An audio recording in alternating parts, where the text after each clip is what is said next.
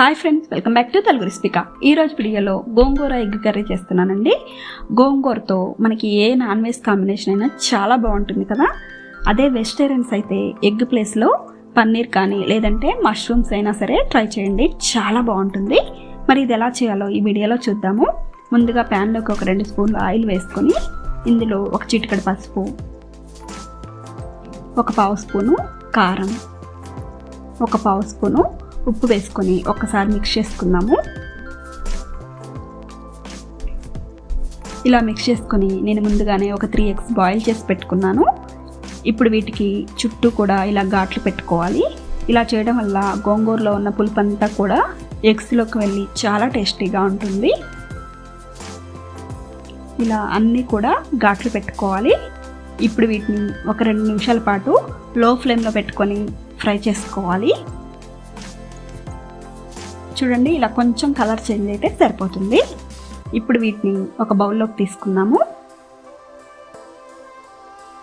ఇప్పుడు వీటిని పక్కన పెట్టుకొని అదే ప్యాన్లోకి ఒక 1 ఇంచ్ అల్లం ముక్క, 2 నుంచి 3 వెల్లుల్లిపాయ రెబ్బలు కూడా వేసుకుందాము. అలాగే ఒక 3 నుంచి 4 పచ్చిమిర్చి, ఒక మీడియం సైజ్ ఆనియన్ని ఇలా చిన్న ముక్కలుగా కట్ చేసి వేసుకుంటున్నాను. ఇప్పుడు ఇవన్నీ కూడా ఒక 2 నిమిషాల పాటు ఫ్రై చేసుకుందాము. మరి బాగా ఫ్రై అవ్వాల్సిన అవసరం లేదు. చూడండి, ఇలా కొంచెం ట్రాన్స్పరెంట్ అయితే సరిపోతుంది. ఇప్పుడు ఇందులోకి ఒక పావు కేజీ గోంగూరని 2 సార్లు బాగా వాష్ చేసుకొని వేసుకుందాము. నేను ఇక్కడ ముదురు గోంగూర తీసుకుంటున్నాను. మీ దగ్గర లేత గోంగూర ఉంటే అది తీసుకుంటే ఇంకా బాగుంటుంది.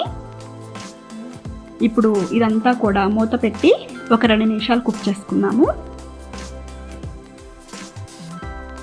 చూడండి, 2 నిమిషాల తర్వాత ఇది కొంచెం దగ్గర పడింది. ఇప్పుడు మూత లేకుండా ఇలానే ఇంకొక 5 నిమిషాల పాటు ఫ్రై చేసుకుందాము.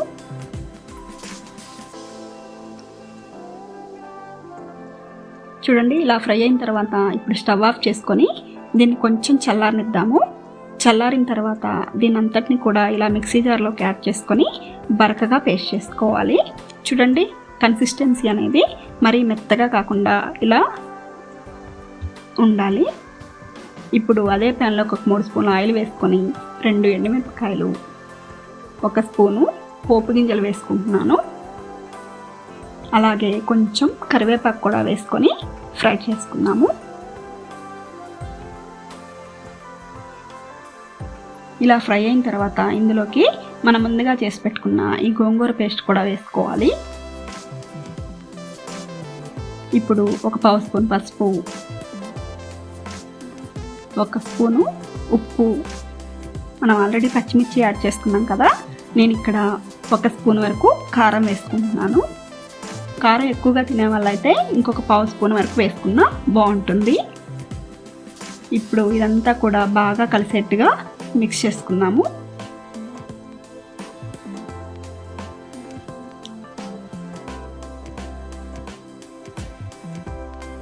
ఇలా మిక్స్ చేసుకున్న తర్వాత ఒక పావు కప్పు వాటర్ కూడా యాడ్ చేసుకుంటున్నాను.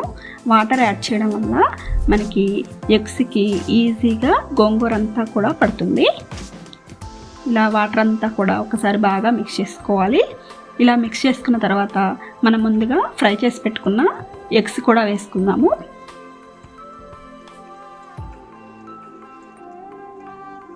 ఇప్పుడు ఇది కూడా ఒక్కసారి బాగా మిక్స్ చేసుకోవాలి.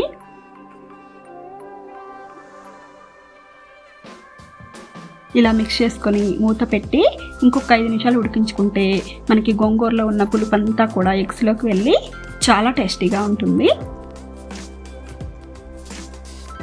చూడండి, 5 నిమిషాల తర్వాత మనకి ఇలా ఆయిల్ ఫ్లోట్ అవుతూ ఉంది.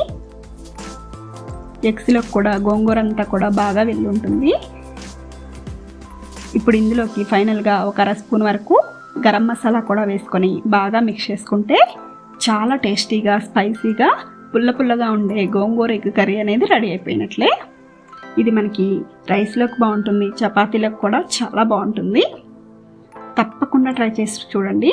మరి ఈ వీడియో కనుక మీకు నచ్చినట్లయితే ప్లీజ్ లైక్ చేయండి.